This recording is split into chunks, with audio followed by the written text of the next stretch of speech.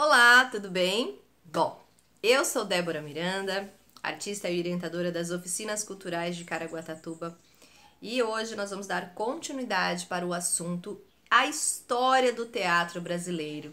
Aqui nós estamos falando dos ensaiadores, os empresários, de todos esses profissionais, de como começou esse boom da indústria do teatro, né? Como eles começaram a trazer os seus entretenimentos, né? Nós falamos sobre os espetáculos, né, sobre as salas de ensaios, né, os teatros do Rio de Janeiro, lá da década do Império, em 1870. Então estamos falando mesmo lá do fundinho da história, né, daquele momento onde o teatro ali estava fervilhando, começando a trazer, entender o teatro como um negócio, como uma indústria de possibilidades, né, de empregar muitos artistas e grandes profissionais para produzir entretenimento para o seu público, né? Nós já estamos na parte 3, tá? Então se você não viu, quer ver o comecinho, volta, tá? 2 vídeos aí. Nós estamos falando a partir desse livro aqui, tá? A História do Teatro Brasileiro. Então é muito rico, muita coisa para ver, para conhecer. Então super recomendo esse livro aqui, tá bom? Bom, vamos lá. Então, né, nós estávamos falando da voz, o dono, a indústria, a diversidade, né? Falamos de quantos teatros, quantas coisas lá no Rio de Janeiro, né? Dos espetáculos internacionais que iam para lá, para o Rio de Janeiro, para mostrar pro Império, né? Assistir o espetáculo. E agora nós vamos dar continuidade. Vamos lá? Bom, o relatório aponta ainda a existência de teatros em todas as capitais das províncias, assim como em muitas cidades e vilas. Aponta também a recente criação do Conservatório Dramático, em 1871, a futura criação de um teatro de ópera, dos projetos de um teatro normal e de um curso de arte dramática, por iniciativa do governo, que trata de organizar o teatro brasileiro e erguê-lo ao nível da civilização do Império. Então, ou seja, já aí, além de ter, né, de ter esses profissionais, eles também precisavam capacitar esses profissionais. Não dava para você pegar um espetáculo, se você nunca fez um curso, não sabe como é interpretar, e de repente começar a participar das companhias de teatro, das grandes apresentações.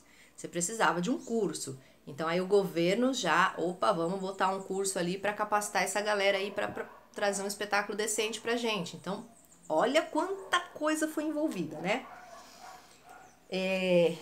O relatório do Império de 1873 trazia um dado importante.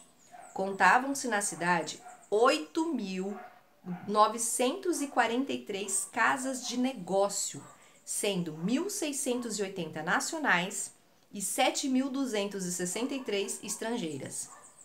O relatório dizia ainda que, comercialmente falando, a capital do Império era a principal praça mercantil da América Meridional, perdendo na América do Norte apenas para a cidade de Nova York.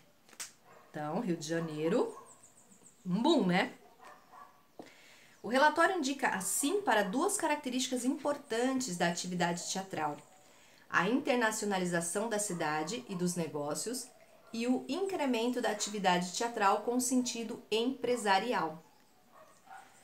A invasão estrangeira nos palcos, que atendia um público heterogêneo, mas tinha certamente nessa massa de negociantes e imigrantes estrangeiros uma parcela significativa do seu público. Foi vista com muito maus olhos pelos contemporâneos que apostavam no desenvolvimento de um teatro nacional, com dramaturgia, temática e realização nativas. Então, assim, tinha gente que adorava, né? Ai, venham os estrangeiros para nossa cidade, a gente quer assistir seus espetáculos, mas tinha gente que torcia o nariz, porque queria ver apenas aquilo que estava sendo produzido aqui no Brasil, né? Então, tinha essas rinchas também, né? Então, vamos lá. Uma geração de escritores que se dedicou à dramaturgia como parte de seu projeto de criação de uma literatura nacional foi aos poucos se afastando dos palcos. Nas décadas finais do século XIX, a tensão criada por essa internacionalização crescente vai ser mencionada em praticamente todas as análises que se ocupam do teatro no Rio de Janeiro, apontada sempre como uma das causas do que teria sido a decadência do Teatro Nacional. Em célebre artigo de 1873, Machado de Assis faz um retrato desalentador do cenário teatral carioca, onde há o predomínio do cancan, da cantiga burlesca ou obscena, da mágica aparatosa, tudo que fala aos sentidos e aos instintos inferiores. Tratava-se da afirmação de gêneros que investiam na espetacularidade e nos múltiplos textos da cena, falando para outros sentidos que não do juízo moral. A cenografia mirabolante das mágicas, a performance bem-humorada e transgressiva das canções e das coreografias. Então, né, olha a situação, né? Os teatros, né, as produções nacionais não conseguiram dar conta, né, daquilo que era aberto para o público de fora, né, para o público de estrangeiros entrar ali, né, trazer os seus produtos, né, o que eles queriam falar para o Rio de Janeiro, né, para o Brasil. Então vamos lá, vamos dar continuidade. Arthur Azevedo é uma personagem emblemática do período.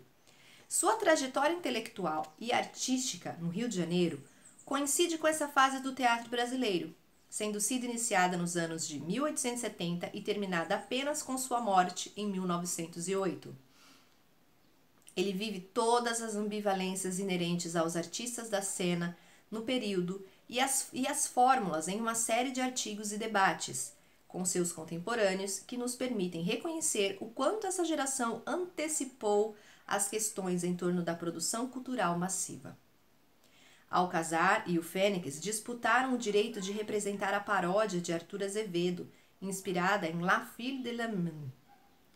A Filha de Maria Angu teve mais de 100 apresentações consecutivas e rendeu alguns contos de réis para o então novato escritor e tradutor Arthur Azevedo. Apesar de suas dúvidas e conflitos pessoais na relação com os gêneros ligeiros, Arthur Azevedo foi o autor mais expressivo a se dedicar a paródias, operetas, revistas de ano e burletas, e por isso foi alvo de pares como Coelho Neto e Cardoso da Mota, que o acusavam de ser um dos responsáveis pela decadência do Teatro Nacional. Então ali já começou, né? Já estava instaurada uma guerra, um debate ali, onde esses empresários debatiam e produziam a partir daquilo que queriam falar, e ali já, né, surgem grandes problemas. Mas vamos lá. Arthur se defendia argumentando que quando chegou ao Rio, em 1873, vindo do Maranhão com 18 anos, as paródias e operetas já tinham se firmado no cenário carioca. A Filha de Maria Angu não fora, portanto, o início dessa decadência, como queriam seus críticos. No artigo Em Defesa de 1904, Arthur Azevedo lembra que no ano de sua chegada ao Rio já se contavam várias paródias encenadas, como a Baronesa de Caiapó, paródia de A Grã-Duquesa de Gerolstein, encenada por Furtado Coelho, no Teatro São Luís, para fazer frente ao sucesso de Alcazar, e mais outras duas paródias de Barba Azul. No início da década de 1870, a Companhia Fênix Dramática passa a ser dirigida por Jacinto Heller, tendo Vasquez como seu grande ator cômico. A companhia se firma junto ao público com seu repertório eclético.